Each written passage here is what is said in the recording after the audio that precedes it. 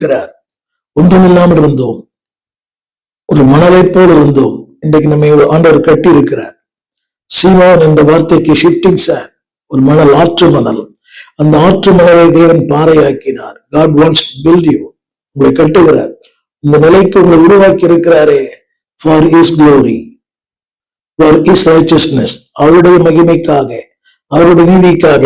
எபேசியர் 3:8 அவர் சொல்லுகிறார், பவுலடியான் சொல்லுவார், எல்லாரும் சிறியவனாகிய என்னை அவருடைய ஐஸ்வர்யத்தை புறஜாதிகளிடத்திலே விளங்க பண்ணும்படியாக என்னை அவர் தெரிந்து கொண்டார்.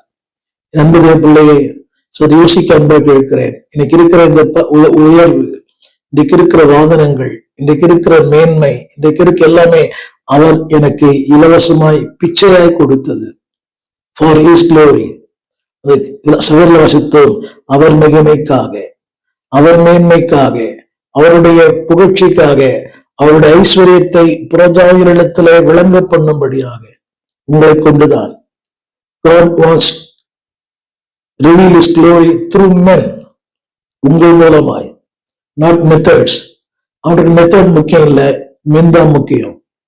அவருக்கு வழிமுறைகள் முக்கியம் அல்ல, அதை நடத்துகிற மக்கள் முக்கியம். நான்காவது ஒரு குறிப்பு சொல்ல விரும்புகிறேன். அன்பான தேவ பிள்ளையே, அவர்தான் ஆலோசனை கொடுக்கிறார். How to build the church. அவர்தான் ஆலோசனை கொடுக்கிறவர். அந்த வசனத்தை நான் திரும்ப வாசிக்கிறேன். சகரியா 6:13 அந்த வார்த்தை போட்டிருக்கிறது, அவர் ஆலோசனை கொடுக்கிறார். 6:13 அவருடைய ஆலோசனை விளங்கும்.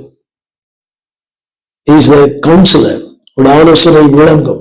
எப்படியானால் ஒரு சின்ன கேள்வி, உங்களுடைய ஊழியம் அறிவினாலா, திறமையினாலா, தேவனுடைய ஆலோசனையினாலா?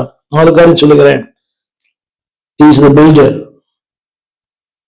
இஸ் த கண்ட்ரோலர், செயல்படுத்துகிறவர். அவர்தான் அவருடைய மகிமைக்காக. யாரை கொண்டு மகிமைப்படுகிறார்? ஊழியர்களாக உங்களை கொண்டு, என்னை கொண்டு. 4வது குறிப்பு சொல்ல விரும்புகிறேன். Not only is a builder, he is a counselor.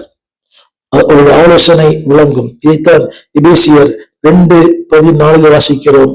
2:14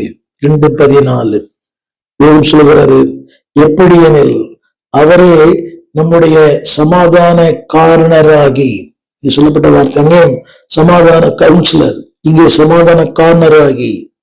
அங்கே சொல்லப்பட்டிருக்கிறது, இதெல்லாம் உங்களுடைய ஆலோசனைக்கு எதிராக இருக்கிறதோ எல்லாவற்றையும் தகர்த்து, நான் சொல்லுகிற வார்த்தை கவனியுங்கள், இஸ் த கவுன்சிலர். 2:13 அவரே